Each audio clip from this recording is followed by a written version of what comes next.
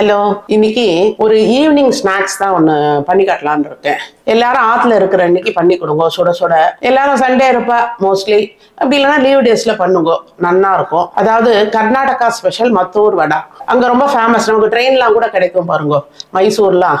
ரொம்ப நல்லா இருக்கு இந்த வடை. ஈஸியா பண்ணிடலாம். நம்ம பருப்பெல்லாம் ஊற வச்சு பண்ணிட்டு இருக்கோம், எல்லா வடையும் அதெல்லாம் பண்றோம். பட் இந்த மாதிரி வடையும் என்னைக்காவது ஒரு நாள் பண்ணோம்னு வச்சுக்கோங்களேன், எல்லாருக்கும் ரொம்ப விரும்பி சாப்பிடுவா. இப்போ இந்த வடைக்கு தேவையான சாமான்கள் சொல்றேன் பாருங்க. நான் இந்த கப்பால 1 கப் அரிசி மாவு எடுத்துட்டு இருக்கேன். நம்ம ஆத்துல இருக்க அரிசி மாவே எடுத்துக்கோங்க, ஒன்னும் இது கிடையாது. கடையில வாங்கின மாவுன்னாலும் ஓகே. ஒரு 1/2 கப் ரவை, 1/2 கப் மைதா, காரத்துக்கு கொஞ்சம் சிகப்பு மிளகா பொடி, தேவையான அளவு உப்பு, பெருங்காயம் கொஞ்சம் போடலாம். வெங்காயம் போட போறோம், இருந்தாலும் கொஞ்சம் போடலாம் பெருங்காயம்.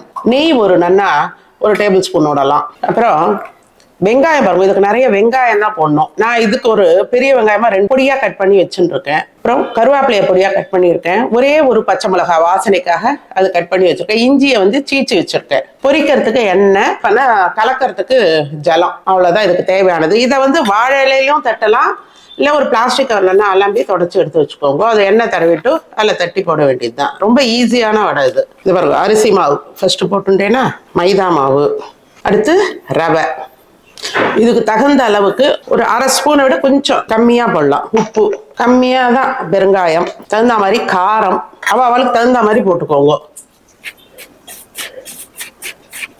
இது சின்ன ஸ்பூனு, அதனால 1 டேபிள் ஸ்பூன் விட்டுக்கோங்களேன், நல்லா இருக்கும். நெய்யை இப்படி நெய் வேணாங்கிறவா இந்த காஞ்ச சுட்டெண்ணெயில கூட எண்ணெய் காய வச்சிருக்கோம் இல்லையா, அது காஞ்ச உடனே அதுலேருந்து ஒரு அதே மாதிரியே தான் ஒரு 2 டேபிள் ஸ்பூன் விட்டுக்கோங்க எண்ணெயை. கிறிஸ்பியா இருக்கும்ல, அதுக்கு தான். இஞ்சி, பச்சை மிளகாய், கருவேப்பிலை, வெங்காயம்.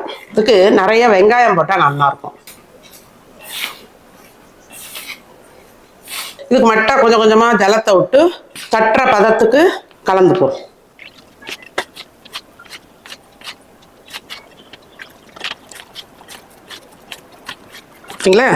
இந்த மாதிரி நல்லா மாவு கிட்டத்தட்ட ஒரு 1/2 கப்புக்கு கொஞ்சம் 1 ஸ்பூன் மேலே இருக்கும். அவ்வளோ ஜலம் இழுத்துருக்கு பாருங்க. அது நம்ம மெஷர்மெண்ட் பண்ண கப்பாலேயே அளந்து பார்த்தே தான். இந்த வடை கொஞ்சம் பெருசாக தான் தட்டணும், ஏன்னா பெருசு பெருசாக இருக்கும். அது பாருங்க, கொஞ்சோண்டு எண்ணெயை தடவின்னு இருக்கேன்.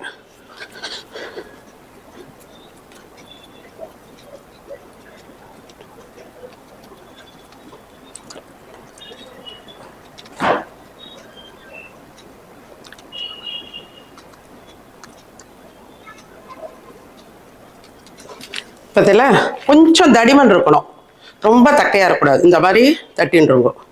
நல்லா ரவுண்டாக கையாலேயே இப்படி பண்ணாலே ரவுண்டாகிடும். எண்ணெய் காஞ்சி கொடுத்து இந்த போட்டு விட்றேன். எண்ணெய் பெரிய எலும்புச்சட்டி வச்சுட்டோம்னா நிறையா போடலாம். நான் சின்னது தான் வச்சுருக்கேன்.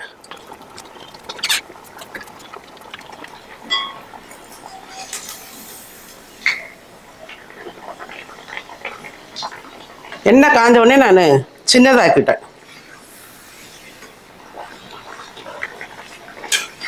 இப்போ பாருங்க, 3/4 வேக்காடு ஆன உடனே நான் எடுத்துடுறேன். நான் எப்பயும் டபுள் ஃப்ரை பண்ணுவேன் இல்லையா, அதே மாதிரி தான் இதுவும் பண்ணுவேன்.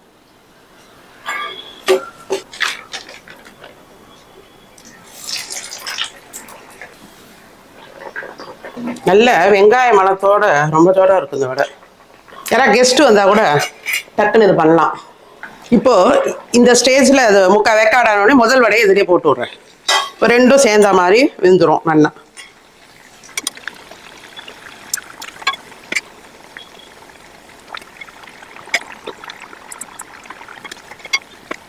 எப்படி சலசலப்பு அப்படியே அடங்கிறது பாருங்க.